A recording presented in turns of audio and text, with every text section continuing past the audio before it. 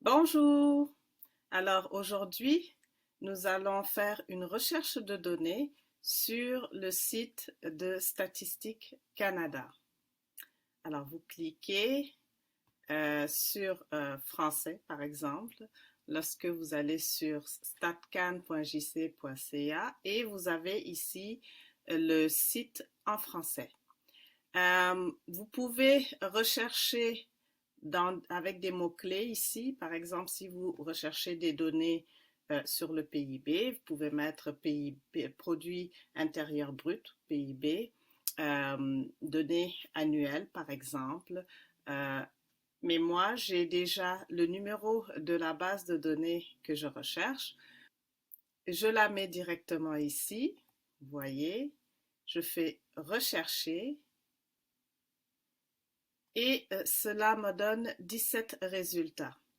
Et bien évidemment, le premier résultat est celui que je cherche ici avec le numéro de la base de données. Je clique là-dessus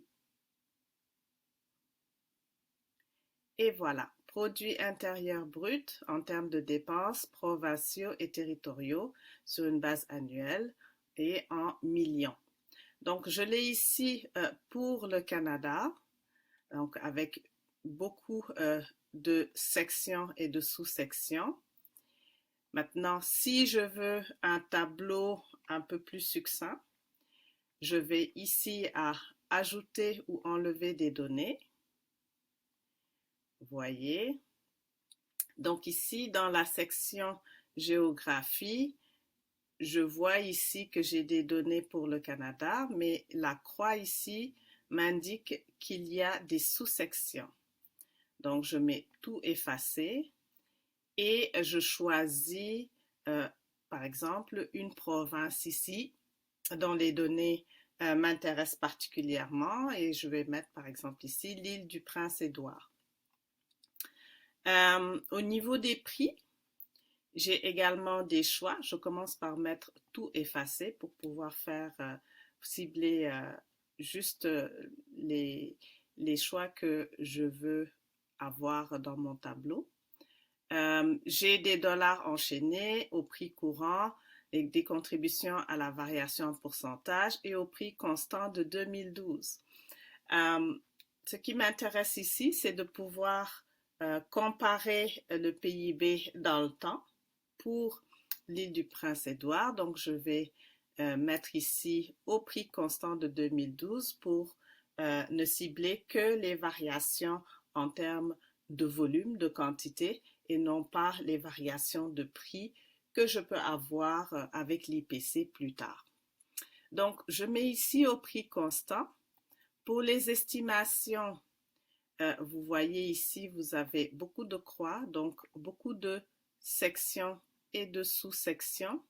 Vous voyez, vous pouvez les dérouler tous pour regarder toute la finesse d'analyse que vous avez la possibilité de faire avec de telles données. Okay. Donc, comme tout tantôt, je mets tout effacer ici, donc ça m'enlève tout. Et je prends ce qui m'intéresse. Ici, je veux les composantes du PIB telles que nous les avons vues en classe. Donc, Y est égal à C plus I plus G plus X moins M. Donc, les dépenses de consommation finale, des ménages, c'est mon C. Okay? Donc, ça va inclure tout type de biens durables, semi-durables, non durables, les services également. Je laisse faire les ajustements, donc nous allons juste avoir une estimation ici, rien de de trop précis, donc c'est juste pour avoir une bonne idée. Donc, dépenses de consommation finale des ménages. Ensuite, dépenses de consommation finale des administrations publiques. Donc, ça, c'est mon G. Okay. La formation brute de capital fixe, c'est I. Donc, vous voyez, tout ce qui est investissement, construction de bâtiments, va rentrer dans le I ici, que ce soit le fait des entreprises, donc la majorité des investissements se feront ici par les entreprises, mais également par les ménages lorsqu'il y a de la construction résidentielle. Aussi, lorsque les administrations publiques font des investissements, ça va rentrer dans I ici. Nous n'allons pas mettre les variations de stock. Les exportations, donc les dépenses des ménages et agents étrangers en général, moins les importations, donc tout ce qui se trouve dans C, G et I, mais qui a été importé, donc il faut qu'on le retire dans les importations ici. Je vais également demander le produit intérieur brut au prix du marché et donc il faut s'attendre à ce que ce soit mon PIB réel puisque au niveau des prix ici, nous avions choisi des dollars constants de 2012. Pour la période de référence, nous pouvons mettre par exemple de 2010 à 2020. La dernière année disponible, c'est 2020. Et pour la mise en page, nous pouvons tout mettre au niveau des colonnes, sauf la période de référence qui va être en rangée pour qu'on ait nos estimations avec les rangées d'années. Donc, je mets appliquer et voilà. Donc, pour l'île du Prince-Édouard, au prix constant de 2012, voici nos variables, nos composantes du PIB et voici le PIB lui-même. Et donc, vous pouvez faire l'exercice si vous mettez C plus G plus I plus X moins M. Ici, vous devriez avoir quelque chose de pas loin de 5424. Donc, parce qu'on n'a pas ajouté certains ajustements, les variations de stock, etc. Voilà donc pour un premier tableau. Il ne reste plus donc qu'à sélectionner le tableau et à le copier sur votre page Excel. Par la suite, vous pouvez trouver d'autres types de données, comme par exemple des données sur le marché du travail. Si je vais ici avec le numéro de la base de données, voilà.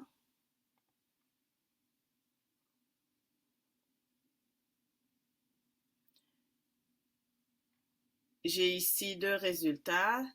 C'est celui-ci que je cherche, les caractéristiques de la population active selon le diplôme scolaire donné annuel.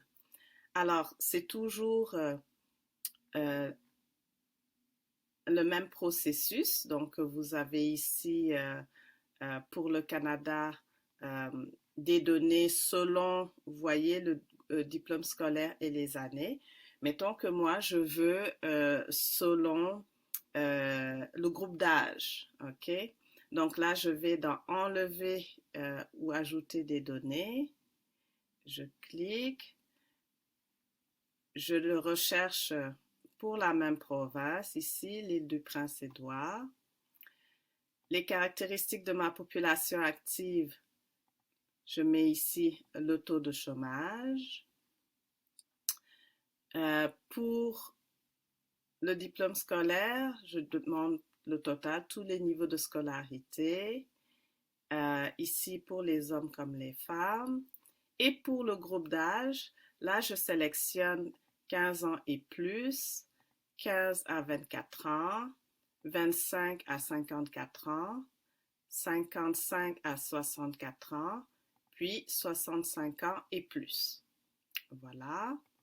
Pour la période de référence, là, je vois que j'ai des données jusqu'en 2021. Donc, je lui dis par exemple 2010 à 2021. Vous pouvez faire 2020 pour faire suite aux données du PIB que vous aviez tantôt. Et par la suite, ici, j'applique. Ça me donne ce tableau-ci. Donc, j'ai mes groupes d'âge et pour tout niveau de scolarité, le taux de chômage au niveau de l'île du Prince-Édouard de 2010 à 2021. Alors, ensuite, pour l'analyse de vos données, vous pouvez voir, par exemple, que au niveau de la population active, une grosse partie de votre population active se situerait où? Intuitivement, on dirait Donc, au niveau des personnes âgées de 25 à 54 ans. Puis, vous voyez ici, en 2019-2018, le taux de chômage était aux alentours de 8%. Puis en 2020, il a atteint 9,2%, donc lorsqu'il y a eu la pandémie. Et en 2021, lorsqu'il y a eu la reprise, il est revenu à 7,7%, donc il est revenu à environ 8%. Okay? Donc avec la reprise économique de 2021. Vous allez voir de gros changements, des changements beaucoup plus importants pour les jeunes de 15 à 24 ans, par exemple. Vous voyez, lorsque la pandémie est arrivée, leur taux de chômage est passé de 10,6 à 16,4%. Et parce que les jeunes ont des emplois qui sont plus fragiles. Pendant le confinement, vous vous souvenez, ce sont des restaurants, par exemple, qui ont fermé. Et donc, un jeune qui travaillerait dans la restauration perdrait à ce moment-là assez rapidement son emploi. Alors qu'ici, vous avez des employés qui ont pu, par exemple, faire du télétravail. Okay? Par la suite, vous reportez donc votre tableau sur Excel et puis vous pouvez choisir le taux d'activité, par exemple, pour voir est-ce qu'il y a des variations au niveau des flux d'entrée et de sortie de la population active. Et vous voyez pour les jeunes, par exemple, en 2020, lorsqu'il y a eu le confinement, il y en a eu beaucoup quand même qui sont effectivement sortis de la population active. Leur taux d'activité était de 70%, là maintenant 64,7%, alors que c'était 70,6%. Et donc des jeunes ont dû sortir de la population active, voyant que c'était plus difficile de trouver un emploi pour, par exemple, reprendre leurs études ou s'ils étaient aux études en temps partiel, les reprendre à temps plein, etc. Donc là, vous pouvez faire vos analyses. Okay? Un dernier indicateur que nous allons rechercher aujourd'hui, l'inflation mesurée par l'IPC. Okay? L'indice des prix à la consommation ici. Donc, lorsque l'on regarde la base de données, on va toujours prendre notre province d'exemple. Donc ici, l'île du Prince-Édouard. Vous voyez ici, vous pouvez avoir quelque chose de plus, une analyse plus faire, une analyse plus fine pour une région à l'intérieur de l'île du Prince-Édouard, mais nous allons continuer avec la province. Donc, si nous regardons ici tous les ensembles de produits, sans exclure quelque chose, donc vous avez ici les groupes de produits, donc c'est décomposé ainsi au niveau de l'enquête sur les variations de prix. Donc ici, vous avez la période de référence, nous pouvons mettre 2010 à 2021, par exemple, ou 2020, mais on a les données de 2021 pour l'illustration aujourd'hui dans la capsule, nous pouvons la mettre.